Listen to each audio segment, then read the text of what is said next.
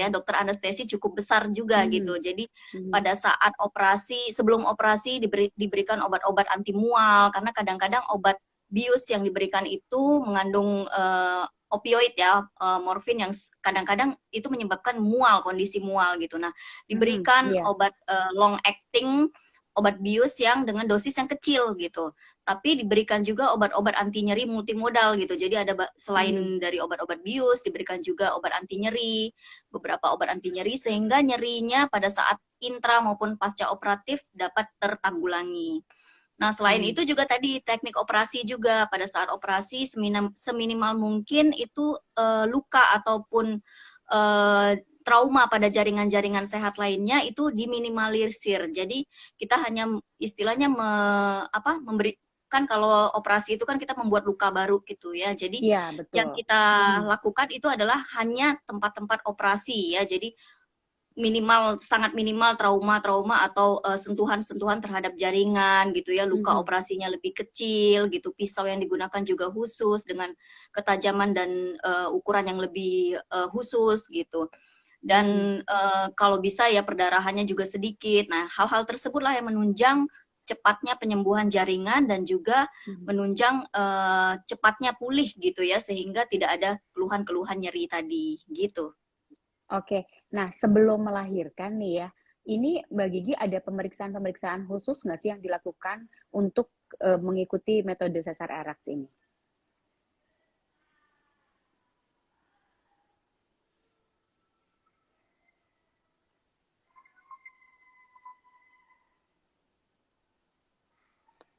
Halo? Ini sepertinya suaranya Mbak Gigi hilang nih.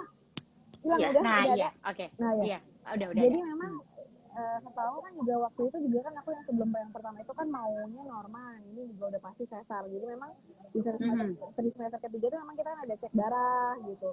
Terus persis sebelum lahiran juga kayaknya kalau sesar juga semuanya biasanya atau mau cek alergi. Kebetulan kemarin sih aku enggak, karena aku memang aku bilang kayaknya aku nggak ada alergi, jadi nggak cek alergi dulu.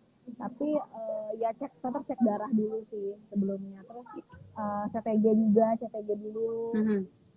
Ya kurang lebih sih sama sih, cuman nggak cek dalam aja. Jadi iya, cuma pemeriksaan umum seperti sebelum melahirkan lah pastinya ya. Jadi nggak ada syarat-syarat khusus juga ya. Oke, dokter ada nggak sih syarat-syarat khusus bagi ada orang-orang yang misalnya boleh melakukan metode ERAX atau tidak boleh, itu ada nggak syarat-syarat kesehatannya? Ya, jadi memang preoperatif itu juga penting ya. Jadi saat antenatal itu kalau misalnya kita sudah memutuskan untuk akan misalnya dokter memutuskan ini akan disesar dan pasien memilih untuk tindakan ERAX itu, sebenarnya kita sudah mempersiapkan gitu kondisi medisnya. Jadi memang harus bagus, HB-nya harus bagus, tidak mengalami anemia, tidak mengalami diabetes gitu ya. Kalaupun diabetes terkontrol gitu, tidak mengalami tekanan darah tinggi. Kalaupun tekanan darah tinggi kita kontrol dengan obat-obatan. Jadi dipersiapkan betul-betul. Jadi kondisi yang baik untuk ERAX itu yang memang yang paling optimal gitu, yang secara sistemik gitu ya, sehat gitu ya. Jadi untuk ibunya maupun untuk bayinya gitu ya. Dan kita nilai juga kasusnya. Kalau misalnya kasusnya kira-kira sulit gitu. Misalnya contoh plasenta akreta misalnya, yang ari-arinya nempel banget sehingga kemungkinan tindakan operasinya nggak akan mungkin sebentar atau mungkin akan kehilangan darah yang banyak gitu ya. Nah seperti itu ya berarti nggak cocok gitu, kita tidak akan tawarkan untuk tindakan metode ERAX ini. Jadi memang sangat diperlukan dari pemeriksaan, jadi dari kondisi ibunya, kemudian pemeriksaan darah, nanti anestesi, dokter biusnya juga akan menilai kondisi dari pemeriksaan-pemeriksaan tersebut, preoperatifnya, kondisinya ini memang cocok atau tidak untuk pasien tersebut menjalani metode ERAX gitu. Jadi memang jadi kita bisa pilih. dipukul rata juga ya, dipukul rata semua yang hamil. Oh iya, kalau mau cepat recovery-nya boleh pilih ERAX aja, tapi ternyata tidak ya. Jadi emang disesuaikan dengan kondisi bumil itu sendiri, apakah nanti kondisi bayinya seperti apa, kondisi kehamilannya juga seperti apa, begitu ya, Dok ya? Betul. Oke. Nah Dok, ini untuk biusnya sendiri nih, namanya operasi itu kan pasti ada pembiusannya. Itu berbeda nggak? Atau sama aja sama sesar biasa? Ya, jadi memang ternyata di tindakan pembiusannya itu juga berbeda gitu ya. Kalau biasanya digunakan yang apa obat biusnya itu yang long actingnya itu dengan dosis yang cukup besar gitu. Nah, pada metode ERAX ini diberikan obat biusnya, golongan opioidnya itu dengan dosis yang lebih kecil, tapi tetap diberikan obat anti nyeri lainnya gitu ya, sehingga supaya pada saat operasi si ibu tidak akan tidak merasakan nyeri sama sekali ya kan, horor gitu ya kalau lagi operasi terus tiba-tiba nyeri gitu ya, jadi tetap gitu. Nah, oleh karena itu kenapa memang dibutuhkan operasi yang sangat singkat, karena obat biusnya itu diberikannya kecil dosisnya, lebih kecil dibandingkan dengan pada umumnya gitu. Nah, tujuannya apa? Karena obat-obat bius ini sering menimbulkan efek samping mual gitu ya, pasca operasi kadang-kadang mual gitu, belum lagi kembung dan lain-lain, sehingga itu akan memberikan beban ke ibunya gitu ya. Jadi semakin sulit, selain nyerinya, kemudian mual gitu, sehingga dia tidak bisa konsentrasi ke bayinya gitu. Kurang lebih seperti itu. Oke, Mbak Gigi, ini pasti kan pas lagi mau melahirkan ada konsultasi sama dokter, dan dokter juga menyarankan kira-kira pilihan metode melahirkan apa yang akan Mbak Gigi ambil, dan akhirnya mengambil metode ERAX ini gitu ya. Ada sempet deg-degan nggak pas dijelasin ini operasinya harus cepat gitu? Ada sempet deg-degan nggak sih? Lebih kayak ya pengalaman untuk melahirkan itu udah pasti deg-degan gitu, mau jalannya itu mau sesar mau normal, aku rasa semuanya menegangkan gitu. Apalagi kalau aku sih lebih berasanya lebih tegang yang ini, karena memang persalinan sesarnya memang udah direncanakan gitu. Kalau yang pertama tuh kan ceritanya mau normal, jadi akhirnya sesar gitu. Jadi bener-bener semua cepat, nggak ada pakai mikir, persiapan ya, nggak ada persiapan sama sekali. Kalau sekarang kan yang kemarin ini bener-bener kita udah tahu gitu kapan, terus berapa lama, jam berapa gitu. Jadi lebih berasa menegangkannya. Terus kan lebih dijelasin detail kan. Biasanya kalau mau kita mau sesar tuh jelasin nanti caranya begini, nanti gini, nanti gitu. Nanti jarumnya begini. Jadi benar-benar ya pasti deg-degan gitu, deg-degan banget. Iya, cuma karena memang persiapannya juga lebih matang ya, dan sudah mempersiapkan secara psikologis juga, jadi emang lebih siap gitu untuk melakukan operasi sesar metode ERAX ini ya. Nah, ini kan bisa dibilang baru juga nih dok ya, metode ERAX ini. Ini dari sekian tadi ada beberapa kelebihan-kelebihan yang didapatkan. Ada nggak apa sih yang worst-nya dari metode ERAX ini? Ya, jadi memang kebanyakan sih berhasil ya rata-rata ya, asalkan betul memang cocok kasusnya gitu. Nah, worst-nya itu ya kalau misalnya tidak sesuai dengan yang kita inginkan, jadi nggak berhasil gitu ya. Memang betul kata Mbak Gigi, itu persiapan psikologis itu juga penting gitu. Jadi ada beberapa yang mungkin psikologisnya itu sebenarnya nggak siap gitu. Jadi ambang nyeri tiap orang juga berbeda-beda gitu ya. Jadi ada yang mungkin ambangnya itu terlalu rendah gitu, sehingga dengan obat-obat anti nyeri yang biasa kita berikan itu tetap dirasa gitu, sehingga itu yang menyebabkan gagal gitu.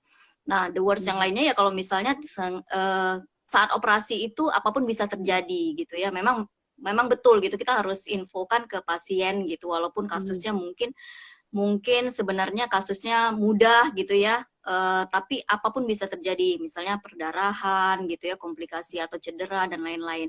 Nah, kalau hal-hal tersebut terjadi ya maka tindakan ERAX ya bukan menjadi pilihan lagi gitu ya. Boro-boro kita mau ERAX gitu, operasinya aja sudah sulit misalnya seperti itu. Iya. Nah, the worst-nya sih seperti itu. Jadi hal-hal yang tidak sesuai dengan yang kita harapkan gitu.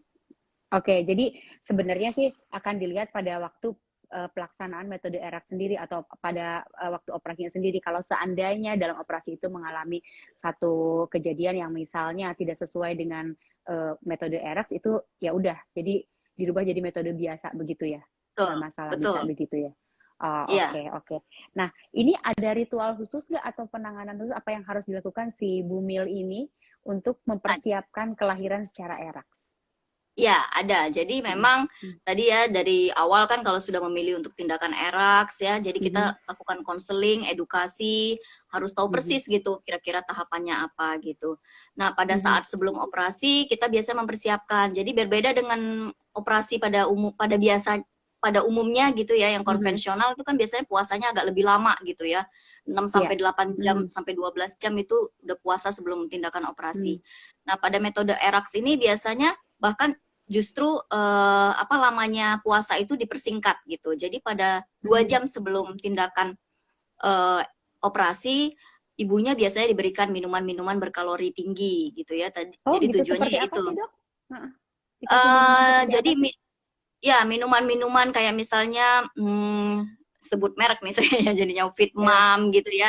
Jadi ada kalorinya gitu, ada kandungan ya kalori tinggi gitu ya. Jadi nah minuman-minuman seperti itu diberikan gitu 2 jam sebelum operasi. 6 jam sebelum operasi pun masih boleh snack-snack ringan gitu.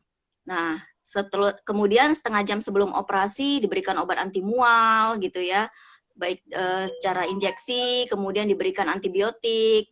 Kemudian pada saat operasi tadi diusahakan operasinya singkat, kurang dari 1 jam, perdarahannya minimal, luka terhadap jaringan juga lebih minimal gitu.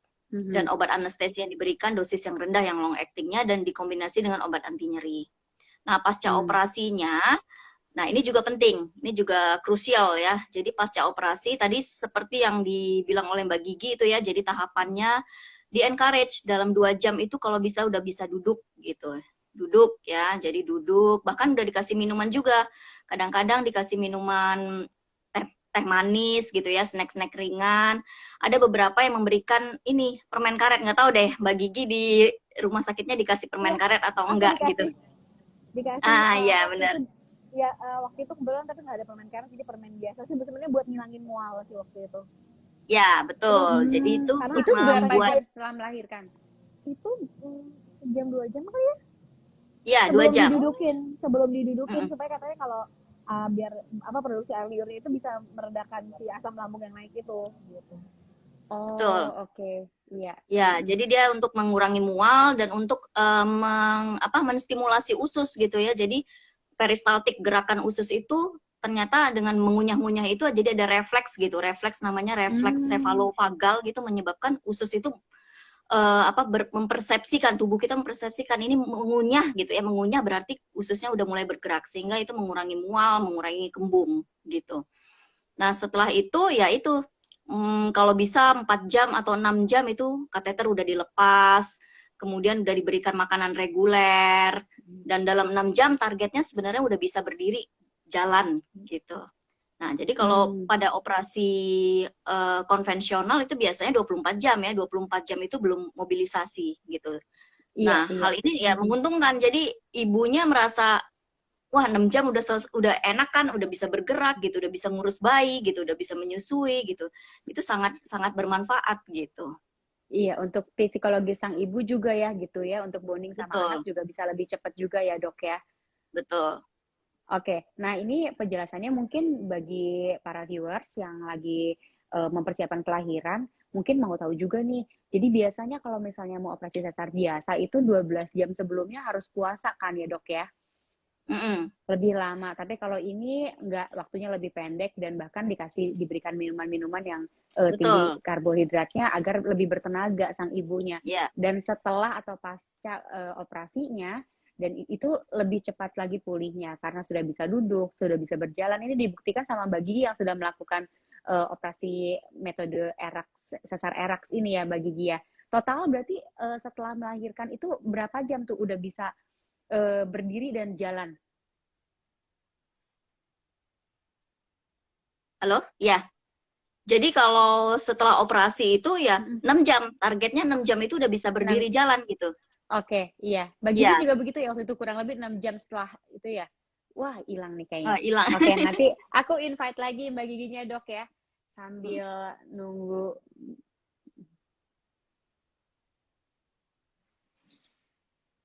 Wah, ini Mbak Giginya belum join request lagi. Oke. Sebentar. Oke, sambil nunggu Mbak Giginya masuk lagi. Ini karena masih belum request lagi. Dok, ya tapi kalau bicara mengenai metode sesar ERAX ini berarti lebih menguntungkan juga bagi ibu yang melahirkan ya. Selain lebih cepat, recovery-nya juga lebih cepat gitu. Karena orang tuh rata-rata kalau misalnya mau sesar tuh mereka ketakutannya adalah wah nanti pemulihannya lama nih dan lain-lain begitu. Tapi ternyata kalau Iya, dengan RF ini malah lebih cepat. Ini dibuktikan tadi lebih Mbak Gigi cepat. juga udah sempat cerita sih sama kita ya. Iya, Iya, udah cerita sama kita ya bahwa tadi dari ruangan operasi nggak lama dia udah dipindahkan ke ruangan yang betul. untuk Bahkan udah mandi perawatan, sendiri tadi kemudian ya. iya udah jalan sendiri gitu kan, meskipun ya pasti masih jalannya belum begitu lancarnya karena Ya, memang baru juga ada jahitan gitu ya, tapi ternyata itu membantu pemulihan lebih cepat gitu. Oke, kalau begitu kita cek lagi, coba baginya bisa masuk nggak, tapi sebenarnya emang bagi, oh ini dia nih, oke kita undang dulu sebentar.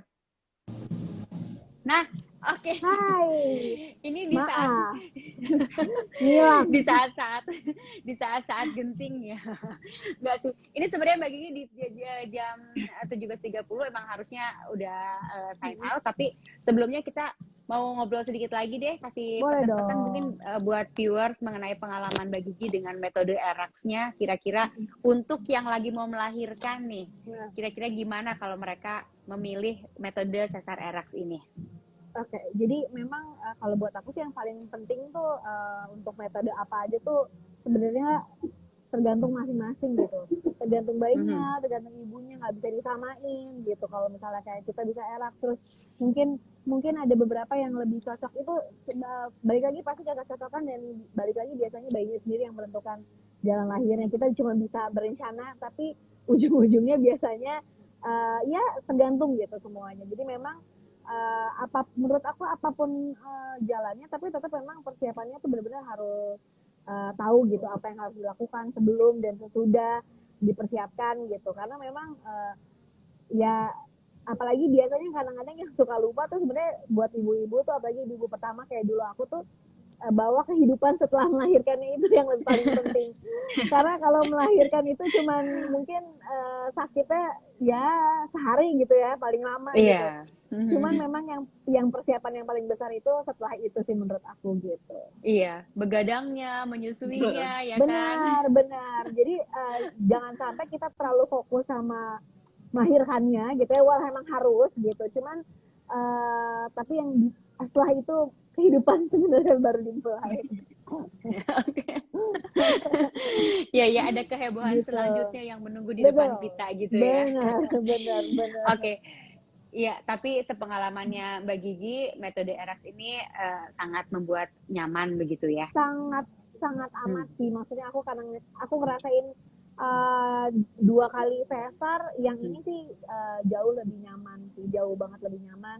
Terus ya itu jadi mungkin baby bluesnya mungkin yang udah pernah ngerasain gitu abis melahirkan ke serba salahnya tuh ya lebih bisa di minimal gitu. Jadi dan traumanya juga lebih minimal. Tapi dengan catatan memang harus ngikutin prosedur yang udah diterapkan sama rumah sakit gitu.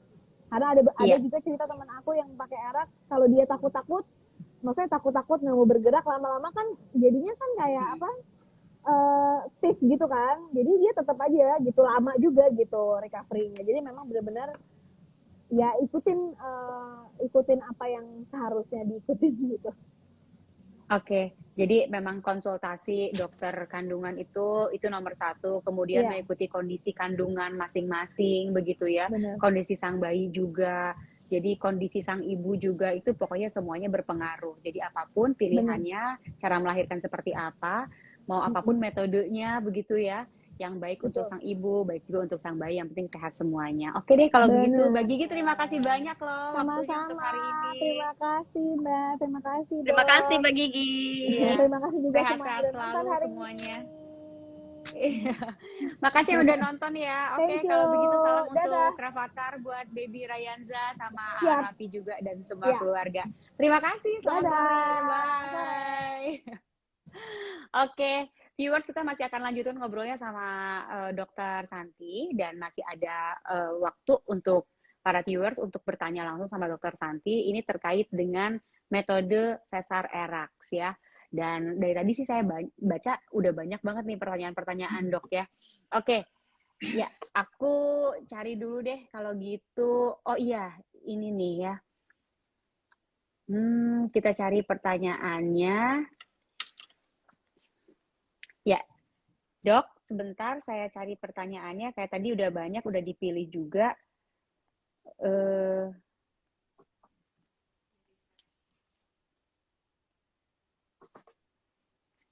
Oke, ya.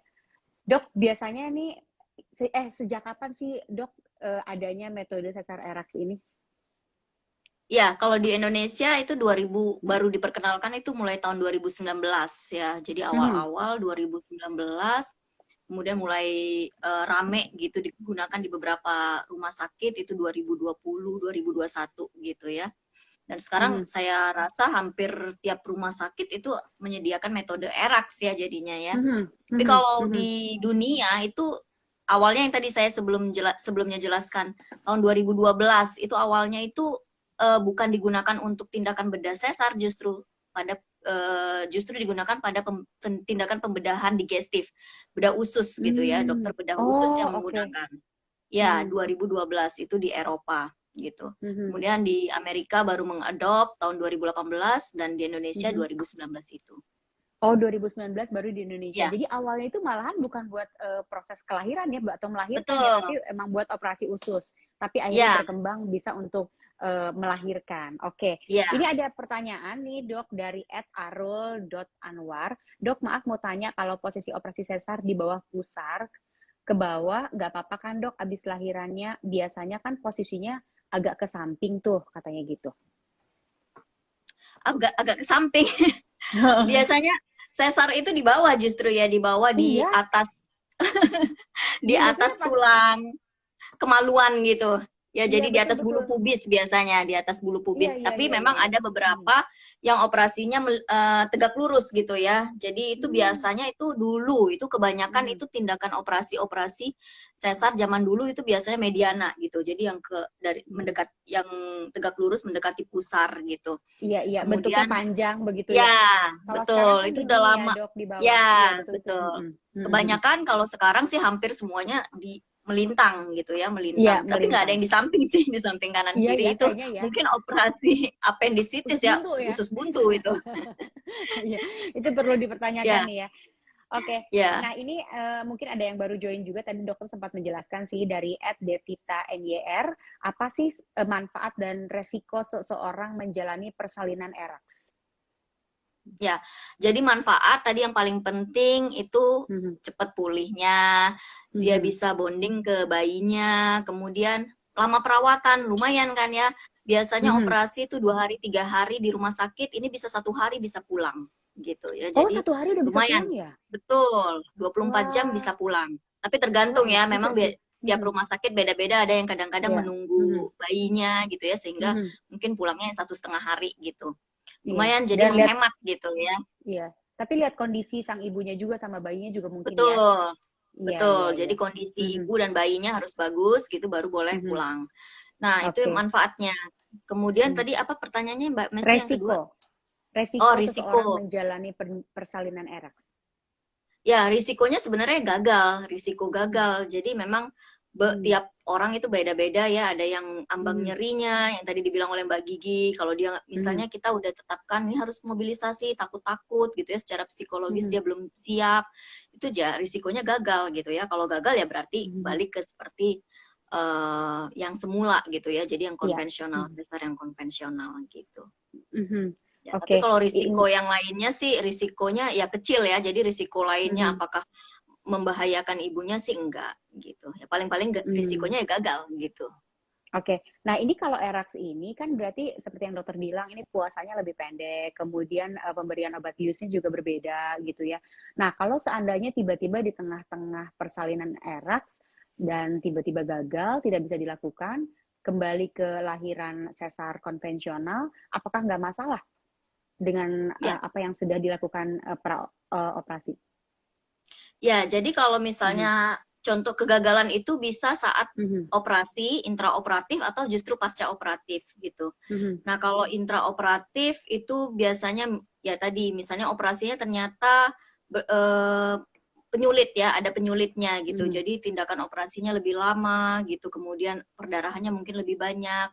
Sehingga yang Mhm. tadinya obat bius yang diberikan dengan dosis yang lebih rendah gitu akan Mhm. diberikan lagi gitu kan, karena operasi kan pasti Oh, akan berlangsung lebih lama. lebih Jadi lama, biasanya dokter betul. bius akan memberikan obat tambahan ya, obat Mhm. tambahan untuk obat biusnya.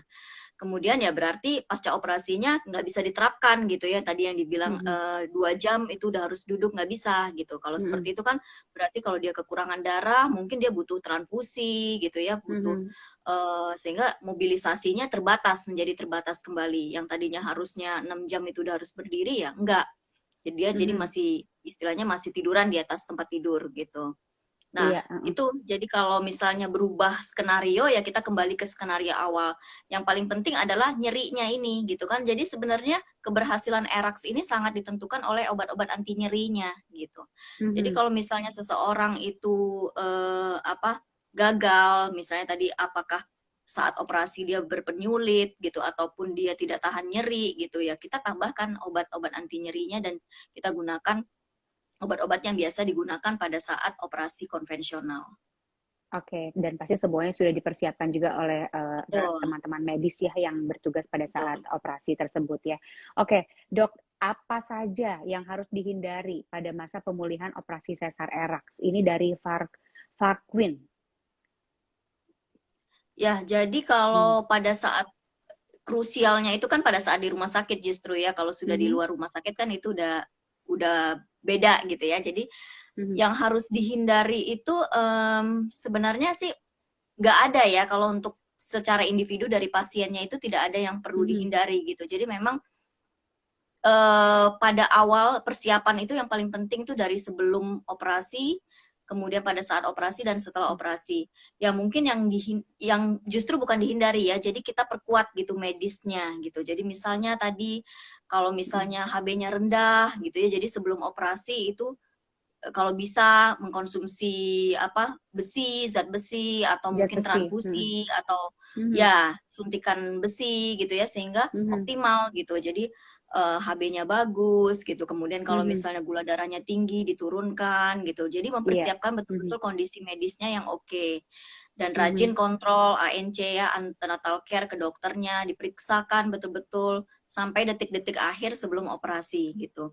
Nah, yang dihindari ya itu tadi ya, jadi Mhm. gaya hidup yang tidak sehat seperti misalnya istirahat yang kurang gitu, kurang Mhm. tidur gitu, kemudian terlalu merokok gitu ya, merokok itu Mhm. juga nggak bagus gitu ya.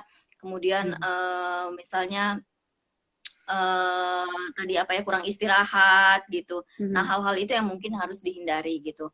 Jadi kita perkuat preoperatifnya gitu ya, kondisi Oke. medis Mhm. ibunya seperti itu. Oke, yang harus dipersiapkan sebelum lahiran itu ya, apalagi kalau misalnya lagi hamil kan merokok juga sudah pasti tidak boleh ya. Ya, Jadi emang harus ya. dan itu istirahat juga harus sangat cukup begitu ya, Dok, ya, apalagi mau Ya, menjalani betul, operasi. Oke. Nah, betul. ini, ada sedikit yang ini nih, yang cocok pertanyaannya dengan tadi apa yang dokter bilang, katanya kan kalau misalnya ada Hmm. gula darah diturunkan, kalau misalnya darahnya tinggi harus diturunkan juga. Ini, Dok, penyembuhan atau pemulihan akibat preeklamsia berapa lama kira-kira ya Dok saat kemarin saya mau melahirkan tekanan saya tiba-tiba tinggi. Ini dari Nurul Fitri 03 pertanyaannya. Silahkan Dok dijawab. Ya, jadi memang kan tadi yang saya sebutkan, nggak semua Mhm. kondisi itu bisa dilakukan Mhm. tindakan ERAX gitu, metode ERAX. Salah Mhm. satunya preeklamsia sebenarnya.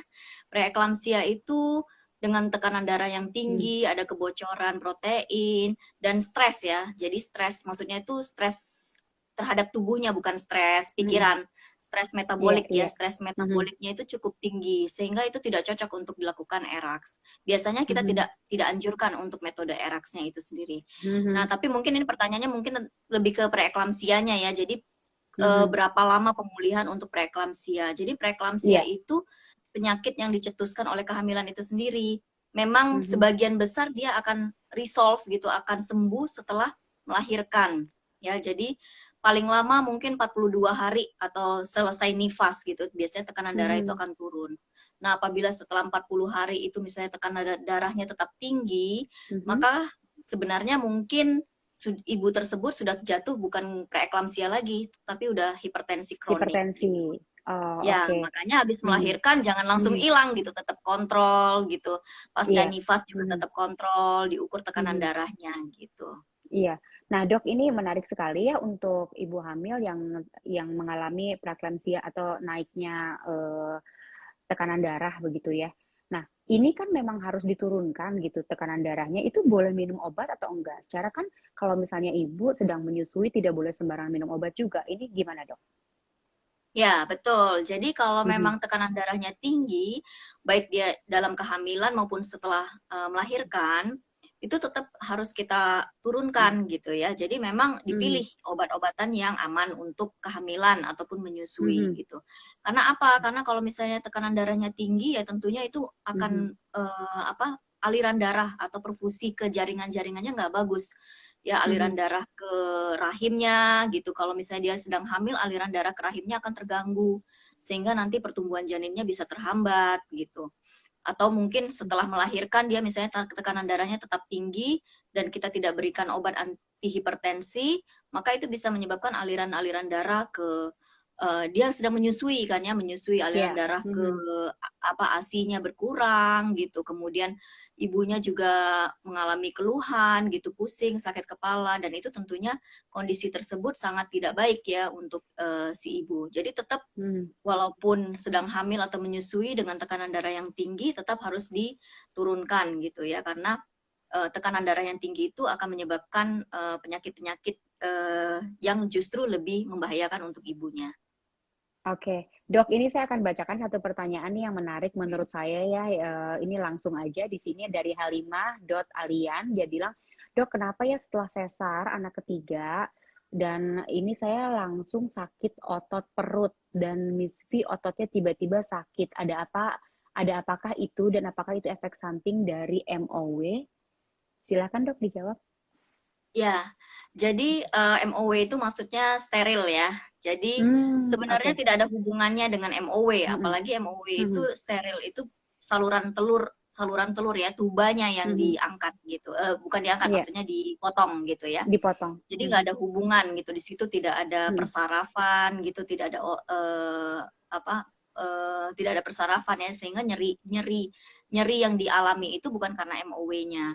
Tapi kalau karena Mhm. operasinya mungkin sekali gitu ya, apalagi operasi sudah Mhm. 3 kali gitu. Jadi istilahnya trauma atau luka terhadap jaringan itu lebih besar gitu karena operasinya sudah Oke. 3 kali gitu ya. Tapi itu Mhm. nggak selalu ya, Mbak Mesti ya. Jadi Mhm. memang Oke. beberapa mengeluh dengan banyaknya operasi gitu ya. Misalnya operasi Mhm. bekas sesar 1 kali, dua Mhm. kali, 3 kali, 4 kali, Iya. semakin banyak Mhm. tindakan operasinya, nyerinya biasanya memang lebih besar, lebih hebat. Tapi ada juga yang beberapa yang tidak mengeluh apa-apa gitu ya, atau mungkin Mhm. nyerinya sama aja gitu. Jadi itu Oke. lebih hubungannya ke luka jaringan Mhm. operasinya, bukan karena Mhm. tindakan MOW-nya, seperti itu. Mhm. Maksimalnya tuh kalau sesar itu berapa kali sih atau pengoperasian di bagian perut itu, Dok? Ya, sebenarnya nggak Mhm. ada maksimal absolut ya Mhm. Mbak Mesti ya. Jadi Mhm. tidak ada batasan absolut boleh sesar sampai 3 kali, 4 kali, 5 kali Mhm. gitu. Tapi memang semakin banyaknya tindakan Mhm. operasi itu semakin besar angka kesakitannya, nyerinya, Mhm. lukanya dan risiko komplikasi ya, terutama perlengketan dan lain-lain itu Mhm. semakin besar. Makanya sebenarnya kalau untuk sesar itu dianjurkan tidak lebih dari 3 kali sebenarnya ya. Tapi memang ada beberapa Oke. kasus yang Mhm. mungkin ada saya dulu pernah bekas sesar 5 kali gitu ya, mengoperasi bekas sesar 5 kali. Kenapa sampai 5 kali Bu hamilnya? Mhm. Karena anak Mhm. pertama sampai keempat meninggal gitu ya. Kalau kayak gitu kan ya nggak mungkin Mmm. kita kan ya Iya. Iya iya. melarang Mhm. gitu ya karena ada Mhm. kelainan-kelainan genetik gitu sehingga dia Mhm. sampai hamil harus 5 kali dan yang kelima itulah dia baru normal gitu ya mau nggak mau kan Mhm. ya jadi memang tidak ada batasan secara absolut gitu tapi memang dianjurkan sih tidak lebih dari 3 kali. Oke, diajukan tidak lebih dari 3 kali kecuali memang ada kondisi khusus begitu ya. Ya Oke Dok, masih ada betul. pertanyaan, ini dari Anjani Cinta 1. Dok, saya baru 4 bulan lahiran sesar. Kenapa ya habis sesar saya sering nyeri ulu hati? Apa penyebab nyeri ulu hati itu Dok? Sebelumnya saya tidak pernah punya masalah sama lambung. Ya, jadi sebenarnya sih nggak ada hubungan ya antara sesar dengan ulu hati gitu, karena sesar itu organnya beda gitu di bawah ya. Jadi organnya itu organ Iya. reproduksi. Kalau ulu hati itu kan di lambung ya. Jadi Iya, nggak ada iya. hubungannya ya. Mungkin suatu kebetulan gitu ya. Memang mungkin menderita MAH atau mungkin pola makannya berbeda setelah melahirkan, itu pola makannya mungkin jadi lebih nggak teratur gitu ya. Jadi tidak ada hubungannya sama sekali dengan tindakan sesarnya. Atau mungkin dengan obat-obatan biusnya karena udah 4 bulan ya, udah 4 bulan. Iya.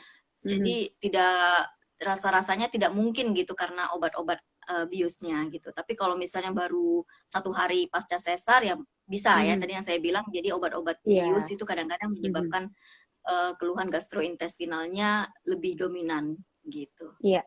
Kalau ini 4 bulan berarti kayaknya nggak ada hubungan sama obat-obatan yang Ya, diberikan ya. betul. Mungkin Oke, coba jadi nanti diperhatikan apakah pola makannya mhm. gitu ya, atau mungkin memang ada penyakit-penyakit lainnya. Iya, boleh dicek lagi tuh Mbak Ya, Anjani, ini berarti tidak ada hubungannya dengan operasi sesar yang telah dilakukan 4 bulan lalu ini ya, begitu ya. Dari Neng Wepi, saya usianya 42 tahun, sudah disesar 2 kali, kalau yang anak kedua yang kedua dan ketiga. Kata dokter menyarankan untuk disteril karena usia. Apakah sudah steril bisa memungkinkan hamil lagi, Dok? jadi kalau steril itu kan saluran telurnya dipotong ya, ada yang dipotong, ada yang diikat gitu. Jadi kalau untuk hamil alami kemungkinannya ya kecil sekali, walaupun bisa terjadi itu ya 1/10.000 ya, kecil banget ya. Tapi kalau untuk alami itu kecil sekali, tapi kalau misalnya mau hamil lagi ya mau nggak mau ya harus dengan metode bayi tabung gitu. Atau ada yang namanya tindakan operasi namanya rekanalisasi tuba. Jadi saluran telur yang tadi udah potong itu disambung kembali. Tapi ya itu juga tindakan operasinya juga nggak mudah gitu, dan angka keberhasilannya juga nggak terlalu tinggi gitu. Jadi memang disarankan kalau udah diikat terus misalnya mau hamil lagi nih, atau mungkin kadang-kadang kan ada yang mungkin pernikahan kedua gitu ya, anak waktu steril pernikahan pertama, mungkin pernikahan kedua dia mau hamil lagi gitu, ya mau nggak mau menjalani teknologi bayi tabung seperti itu. Oh, berarti masih bisa ya pakai bayi tabung. Ya. Oke, dokter, ini nggak terasa nih ya, kita sudah hampir 1 jam kebersamaan, kita udah harus pamit. Ada tips-tips mungkin yang ingin dokter berikan kepada viewers dari Halodoc hari ini? Ya, jadi terkait dengan topik kita hari ini dengan metode ERAX, tips-tipsnya buat moms, ibu-ibu di luar sana yang ingin melakukan metode ERAX ya. Jadi jangan sampai sebenarnya bisa lahir normal, tapi karena pengen mengalami ERAX gitu, jadi minta dioperasi ya. Jadi nggak benar itu ya. Jadi kalau memang ibu-ibu yang dikatakan oleh dokternya harus dilakukan tindakan operasi dan ingin memilih metode ERAX, tolong dipersiapkan dengan sangat baik gitu ya, dengan cara pertama-tama yang paling penting itu harus tahu gitu ya metodenya apa gitu ya, cari tahu, kemudian juga harus mempersiapkan kira-kira rumah sakit mana yang menyediakan metode tersebut gitu ya, kemudian kontrol yang teratur ke dokternya sehingga pada saat nanti hari H-nya gitu ya, jadi tidak ada hal-hal yang bisa membatalkan tindakan metode ERAX tersebut. Jadi sangat penting gitu ya, kontrol teratur, makanannya dijaga, kondisi kesehatannya juga dijaga gitu, dan yang paling penting ya konsultasi ke dokternya, seperti itu. Oke, terima kasih Dokter Santi. Hari ini banyak sekali ilmu yang diberikan nih ya. Sama-sama Mbak Mesti. Kami semua dan juga para viewer Halodoc, dan juga tadi fans-fansnya Nagita Slavina di sini. Terima kasih juga atas waktunya. Nagita juga terima kasih banyak. Dan yang pasti hari ini kita tahu nih ada satu pengetahuan mengenai proses atau metode kelahiran, yaitu namanya metode sesar ERAX ya. Nah, kalau misalnya ada yang belum jelas juga, itu bisa dikonsultasikan secara telekonferensi ya. Bisa telepon langsung, dan ini bisa di Halodoc. Jadi caranya gampang sekali, tinggal download saja aplikasinya Halodoc. Jadi bisa langsung tanya dari rumah mengenai apa itu persalinan ya. Jadi kalau misalnya mau ketemu Dokter Santi juga ada di aplikasinya Halodoc ya Dokter Santi ya. Betul ya. Oke, ya jangan lupa nanti bisa dicek saja namanya Dokter Santi, dicari aja di situ, nanti bisa konsultasi langsung sama dokter, bertanya seputar kehamilan begitu ya. Oke, kalau begitu terima kasih atas perhatiannya semuanya. Semoga hari ini bermanfaat obrolan kita ya. Dan sampai jumpa lagi di Halodoc Talks Live berikutnya dengan tema yang tidak kalah menarik pastinya nanti. Akhirnya saya Mesti Anita mohon pamit undur diri. Terima kasih atas perhatiannya. Jangan lupa tetap jaga prokes ya. Meskipun kita sudah katanya sudah mendekati dengan endemi, tapi Endemi, jaga prokesnya. Di luaran juga tetap dijaga jaraknya, dan yang belum booster silahkan loh cari waktu di Halodoc, juga ada nih vaksin boosternya, di mana bisa dicari juga di aplikasi Halodoc. Oke, Dokter Santi, terima kasih. Selamat sore Ya, semuanya. sama-sama Mbak Besti. Bye. Terima kasih.